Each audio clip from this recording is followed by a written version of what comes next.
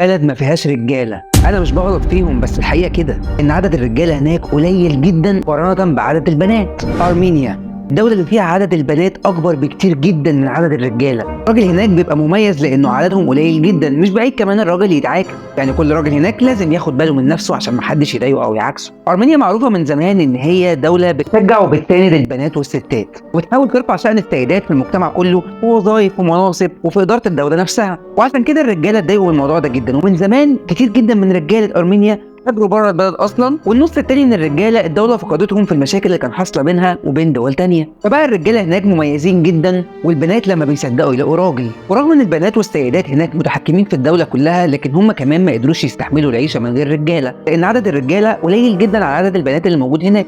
فهم كمان قرروا ان هم يهاجروا بره البلد عشان يتجوزوا من بره. فعلا الموضوع ده بدا يسود على الدوله، وبدات كل السيدات تهاجر بره عشان تتجوز، ومعظم الستات بدات تخرج بره ارمينيا وتتجوز من شباب اوروبيين ويخلفوا منهم كمان. فبقى كل النسل اللي داخل ارمينيا هو مش نسل اصلي من ارمينيا، وده خلى نظام ينتشر جوه ارمينيا، وهو ان الراجل يتجوز واحده عادي بس يصاحب عليها كتير جدا. يعني الحياه بقت زبادي في الخلاط، ومحدش بيعترض على اي حاجه، وكل راجل بيعرف له 2 3 وهو متجوز ومراته راضيه وساكته. الموضوع لما انتشر الستات بدات تصور وتقول لا، ما ينفعش يحصل كده، لازم نحط حد للموضوع ده، وما ينفعش كل راجل يعرف واحده واثنين وثلاثه على مراته وممكن كمان يتجوزهم وهم غصب عنهم بيوافقوا. فالستات ساعتها وقفت واقفه وقالت لا، مش عايزين كده. الرجاله ما عجبهاش الوضع، وبدات تتكلم وتقول اشمعنى انتوا بتعملوا حاجات كتير غلط، زي مثلا اولهم ان انتوا بتسافروا بره ارمينيا وتتجوزوا من شباب اوروبيين وتخلفوا منهم وبتجيبوا النسل ده لارمينيا. لو عايزين الكلام ده يتطبق فعلا والراجل ما يعرفش حد على مراته، لازم نمنع سفر السيدات اولا،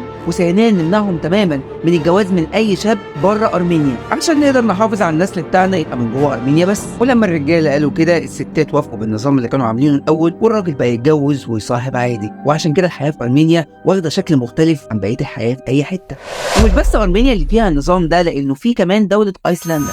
الدوله دي عدد السكان فيها من البنات اكبر بكتير جدا من الرجاله، لدرجه ان البنات ما بقتش لاقيه تتجوز. وعشان كده الحكومه هناك بدات تاخد اجراءات وتسمح للبنات ان هي تتجوز من اي دوله تانية. يعني مش شرط تتجوز من ابن بلدها تحديدا، ممكن تختار من اي دوله وتتجوز عادي، وده عشان يساعدوا شويه في استقطاب رجاله من بره. اما عن استانيا اتقال عليها انها جزيره الستات، مش بعيد لو رحت هناك تبقى انت الراجل الوحيد اللي موجود. الجزيره كلها ستات وتقريبا ما فيهاش رجاله، وهناك عدد الرجاله قل جدا، رغم ان هي كانت دوله متوازنه في عدد السيدات وعدد الرجاله. بس استانيا تعرضت لمجاعات كتير جدا، وبقى فيها فقر شديد قوي، لدرجه ان اهل المكان نفسه ما كانوش لاقيين اكل وشرب. فاضطر الرجاله ساعتها ان هم يخرجوا للصيد عشان يجيبوا اكل وشرب لبلدهم ولعيالهم. وفعلا كان معظم الرجاله بتخرج، بس مش كلهم بيرجعوا، ناس منهم بترجع للبلد تاني، وناس ما بترجعش وبيحصل لهم مشاكل بره. وعشان كده فضل العدد يقل لحد ما عدد الرجاله تقريبا ما بقاش موجود، وعشان كده اتقال عليها جزيره السيدات. ولو حد راح واتجوز هناك وخلف، بيسيب ابنه لحد ما يوصل لسن معين، وساعتها بيسالوه اذا كان عايز يعيش في نفس الدوله ولا يخرج منها، بس لازم يسيب ابنه لحد ما يوصل للسن ده عشان يبقى ليه حريه الاختيار. اما اللي كانت مفاجاه بالنسبه لي هي دوله مشهوره وكلنا عارفينها، دوله البرتغال. دوله البرتغال اعلنت انها في 2060 لو فضلت بالمنظر الحادي ده تقريبا مش هيبقى فيه رجاله ساعتها. وده بيرجع لان الست البرتغاليه بتبقى عايزه تخلف مولود واحد بالكتير قوي، ويوم ما قرر تخلف المولود ده في الغالب بيطلع بنت، وعشان كده عدد الرجاله عمال يقل ومفيش غير مولود واحد اللي بتخلفه اللي هو البنت. ازمات قله عدد الرجاله بدات تكتر في دول كتير، وكذا دوله بتشتكي من ان عدد الرجاله فيها اقل بكتير من عدد البنات، ومفيش توازن حاصل في الدول دي، وبيحاولوا بقدر الامكان ان هم يعملوا اي حاجه، والحكومات بتحاول تسعى انها تجوز البنات دي حتى لو لشباب من بره، علشان بس تعوض نقص الرجاله اللي موجوده عندها. بس لحد اللحظه دي محدش لقى حل لمشكله قله الرجاله اللي موجوده في الدول دي.